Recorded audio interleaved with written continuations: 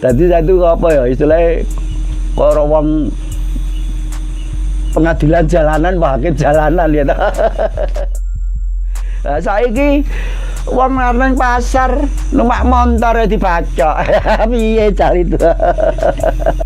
Nek satu menikmati usia tua itu, satu sekarang kan kehidupan saya kan di kolam. Di kolam, miara ikan, hiburan.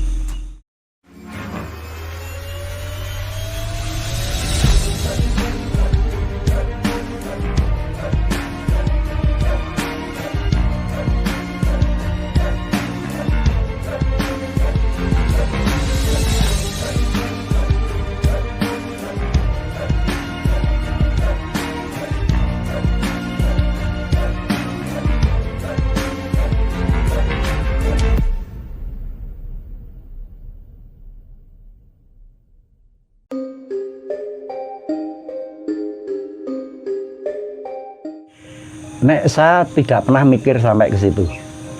Karena apa? Saya itu punya pegangan satu yang angel digugat.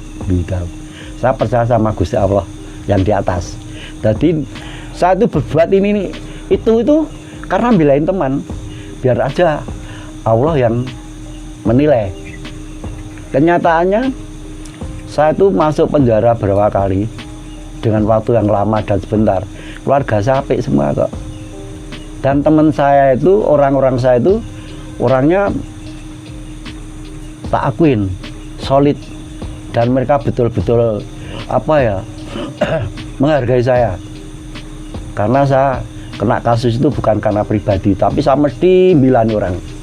Orang itu juga orang-orang saya, teman-teman saya dekat tuh. Jadi saya nggak tahu kok sampai orang jadi kenal saya itu, saya tidak punya tujuan, punya nama itu, saya tidak punya itu. Ya toh.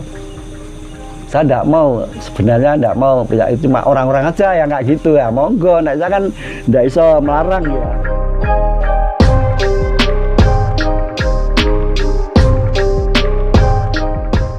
Sudah pernah istri saya mbok orang ngono mesake anak-anak gitu. Tapi jawaban saya satu, percaya karo Gusti Allah. Perkara ngene sing aku selamat, aku ora masalah. Kok sing ngatur Gusti Allah iki wis mesti lancar ae. Kenyataannya juga lancar toh. Iya toh? Saya masuk pertama kali tahun 82 itu anak saya tuh yang belum sekolah banyak loh. Ada yang SD, yang lebih SMP. Lah waktu mau masuk SMP, itu teman-teman saya yang sak rombongan saya itu mereka tahu semua. Wah, anu ya, anak Pak Darun anu SMP. Ah, mereka ngumpulin uang, terus kasihkan istri saya untuk daftar ke SMP anak saya. Di samping itu juga, selain itu juga, selama saya di Wirogunan, di penjarakan itu kok ekonomi rumah tangga saya tidak goyah loh. Tidak goyah. Jadi teman-teman saya itu kan banyak ya. Dari berapa kampung ya. Itu mereka itu kumpulan urunan bantu istri saya tiap bulan ngasih uang. Kalau pertama itu minggu, terus bulan. Tiap bulan ngasih uang sampai saya keluar dari LP. Dan satu hal lagi, mereka itu salut istri saya kan nganggur ngomong anak. Akhirnya istri saya itu dimodali untuk jualan ya, itu loh, sama teman-teman saya itu dimodali untuk jualan. Jadi saya itu naik sama teman saya, ada suatu masa saya bangsa itu naik bilani, saya enggak tanggung-tanggung gitu loh. Wes urusannya buri ya gitu loh. Wah, aku arep mati ada rumah sakit pada bulan, wes Gusti Allah wah ya gitu. Itu prinsip saya. Itu karena saya prinsipnya siji mengurangi tindakan yang tidak baik. Misalnya orang itu sok senang-senang, wah itu sama saya tak gebui sampai ampun-ampun, karena itu kan mengurangi ya, itu loh. Jadi saya itu apa ya istilahnya kalau wong pengadilan jalanan, hakim jalanan ya. Tapi saya nggak mau, saya urusan saya tanggung jawab karena Gusti Allah. Nek tanggung jawab saya karo aparat negara, karo kepolisian, ya monggo silakan ya. Mau ditangkap, dipenjarakan enggak masalah. Yang penting siji saya jangan dipukul. Saya selama kena urusan polisi belum pernah saya dipukul. Nah, gini Pak D. Berapa Pak D? Pak D pertama kali masuk itu? Tahun 82. Usia berapa? Umur saya waktu itu 32. 32 anak sanem lho itu. Anak sanem sing cilik ke umur setahun bae ayo. Tapi saya tidak mikir kok, tak peserahke sama Gusti Allah. Udah, monggo Gusti Allah nanti yang ada. Ternyata kenyataannya juga baik tuh. Sampai sekolah, ekonomi, ya istilahnya nggak kacau lah, nggak sampai anak istri saya kelaparan, ngerkoso, gerangsan, enggak.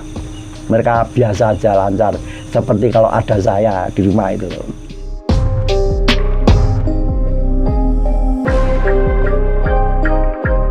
Saya tuh tidak pernah ada penyesalan, karena saya itu nanti akhirnya bertemunya sama Gusti Allah aja saya ya. Gitu.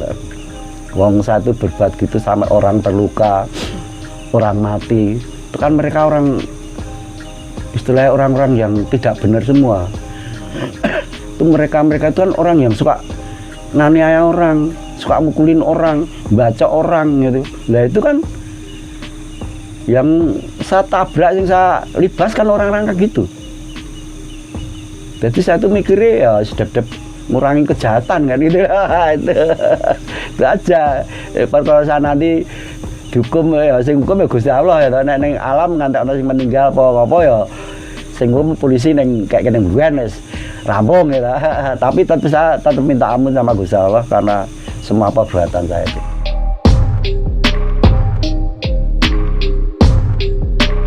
Ya nek saya tuh nganggap mereka itu sama saja ya. Ya saya hormat aja. Saya sangat hargai mereka ya.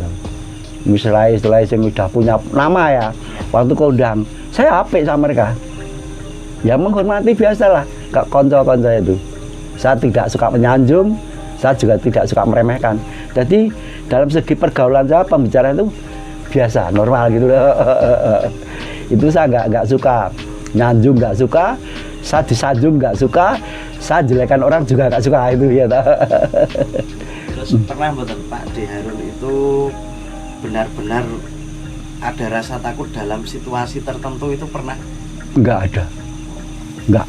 Saya takut hanya satu, sama Gusti Allah, Tuhan saya itu. Sing saya takuti itu aja. Nek lain-lainnya enggak. Ada OPK pun saya enggak digeri kok. Kalau memang udah namanya garis ya, garis nasib seorang, bu itu kehidupan rezeki atau kehidupan apa itu kan nek saya tak serahin Gusti Allah. Semua tuh yang ngatur di atas, monggo kerso sama Gusti Allah. Yang penting siji, saya tidak apa ya melakukan kesalahan sama orang-orang baik, orang-orang benar. Saya tidak pernah melakukan kesalahan sama itu. Saya salahnya cuma sama ini orang-orang yang salah, yang semena-mena karena dia menganiaya rombongan saya, teman saya, akhirnya ya tak bales sampai ampun-ampun ya ada meninggal barang itu ya. Pak D Harun itu mulai dari tahun 82 lah, di era itu kan di era 84 ke atas itu di Jogja itu waktu itu pernah ada 2 geng besar, Kisruh sama Joksin ya. Itu ada hubungannya nggak Pak D? Nggak ada. Nggak ada. Ya. Sama Pak D nggak ada hubungan. Nggak. Nek saya tetap istilahnya dan mereka juga nggak pernah ganggu saya, dan mereka baik semua sama saya. Istilahnya pentolan itu loh, karena sing ketuane geng itu sama saya apik kabeh ya toh. Nek nganggo saya Pak D Mas kali dulu ya toh. Tapi kalau dulu itu, kalau Pak D lihatnya geng dulu itu sama sekarang beda ya Pak D? Sama beda sekarang itu? Wah, nek zaman dulu geng dulu tuh lain nih sama sekarang tuh. Sekarang tuh Klitih itu geng bukan terus saya nggak tahu. Gitu. Nek kita kalau Klitih itu termasuk geng kan juga. Ya. Nek geng dulu itu nggak pernah wong bener di paling nggak wong do gelut masalah apa. Nek ana wong numpak motor orang tahu dibaca kan arang dulu nggak ada. Dulu karena baca wong ngantem wong itu karena ada masalah. Nek Klitih itu kan wong mengar dong golek apa namanya itu. Golek jeneng jati diri apa ya, orang liwat rampok dibaca ya itu salah apa orang itu kan, itulah bedanya itu. Nek klitih itu wani yo ayo mendiro. Ora usah dadak sabit melayu ya golek musuh wae to. Geng iki tabrakan kono banyak-banyak laban salut saya to. Lah saiki wong nang pasar numpak motor dibacok. Piye cari itu? Ya mesake to. Gek le golek le bacok kadang ketemu kadang ora ya ta. Mulai tahun berapa Pak di ngerem itu ngerem? Saya ngerem itu belum lama kok. Baru dalam tahun ini saya minum berkurang, terus keluar neng kafe-kafe berkurang dalam tahun ini. Jadi saya itu jalanan itu hampir 50 tahun ada itu. Dari umur 20 bang ya, sopir ya neng dalan ya, baru keamanan proyek neng dalan ya. Tadi ya jaga proyek-proyek itu ya. Tahun ini berarti ada landasan yang menjadikan Pak D untuk ngerem itu motivasinya apa itu Pak D? Karena saya berhenti itu saya menyadari usia saya juga. Pertama usia. Jadi kalau semangat kemauan tuh masih ada. Tapi kan fisik saya udah nggak bisa ngimbangi ya. Saya masih semen ini. Ning fisik saya kan nggak bisa. Lah itu saya nyadari itu jadi mengurangi.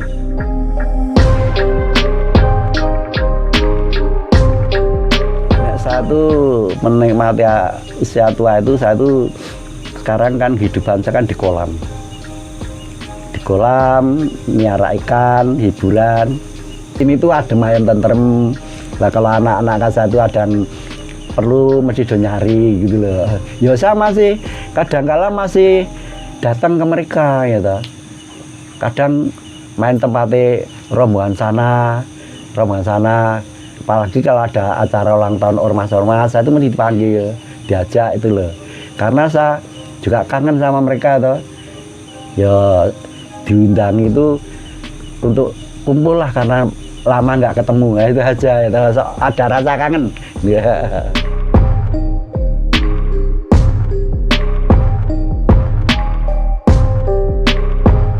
Wah, nek saya klitih itu saya itu rasa salut. Dah, itu sebenarnya nek saya klitih itu ya, itu yang saya salahkan orang tuanya. Karena apa? Orang tua itu monitor anaknya itu kurang teliti, terlalu percaya, gitu loh. Jadi anaknya alasannya tugas belajar, mau kumulasi apa, diculke, orang dawasi gitu. Padahal mereka cuma kumpul-kumpul, mau dahar ora kayak itu toh. Nek wong tuane teliti ya dawasi tenan ya toh. Ternyata ndak, wong tuane mah kadang-kadang luwih engko nek ana kasus kayak nangis ora. Bejo wae mung nangis. Nek klitih kecel diobong barang ku becak. Kecel diantemi ngantek kok ngono kae sing dadi wong tuwa ora lor atine.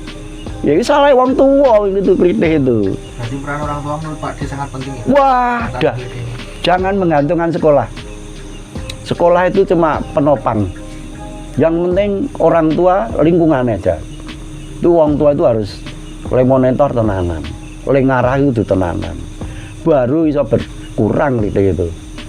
Arep metu bengi diawasi tenan ya jam semene kudu mulai. Kowe nang ndi ya diteliti tenan, dicek gitu. Alasannya belajar bersama ya tilih tenan sampai 1-2 kali ya toh. Nek belajar dengan tenan ya ora apa nek ora. Tapi saya yakin tidak ada orang tua yang kayak gitu. Ya misal ada tapi ketat gitu. Saya ada ya. Tapi kebanyakan di wis radong wong tua itu. Maneman mesake bocah Mas saya itu. Mereka nek do cerita do golek jati diri yang karena yang kayak apa yang mau dicari gitu. Jati diri itu sesuk kalau kamu udah selesai sekolah, selesai kuliah, begawe posisi ini bisa jadi kepala bagian po direktur lah itu kuwi golek jeneng apik to. Ane jeneng wong bacoki wong ora dosa wah jenenge elek. Jeneng jeblok itu enggak boleh itu. Ya, yang belum melakukan klitih misalnya mau ada niat mau klitih janganlah. Nanti kalau nasib sial kalian, naas kalian ketangkep massa, wah mengerikan. Kalau massa itu hukumnya hukum apa ya, hukum jalan Morimba itu loh.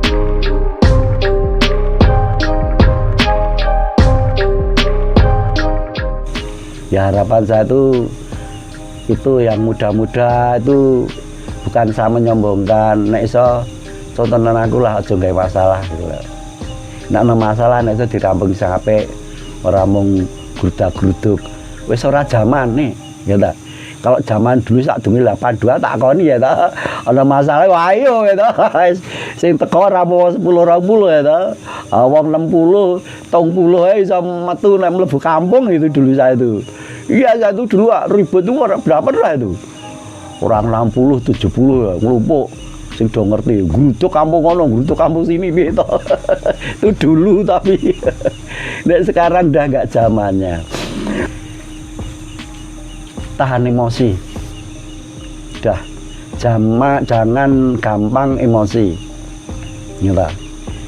Satu masalah dilihat duduknya dulu, duduk permasalahannya apa. Nanti kan semua ada penyelesaian. Tidak harus gepiok seusan buri itu udah nggak zaman itu loh.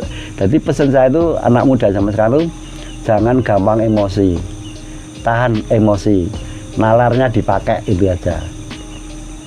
Kasihan sama orang tua yang telah membiayai mereka dari kecil sampai dewasa sampai rumah tangga. Orang tua kan korban, ya bukan korban tapi udah banyak lah.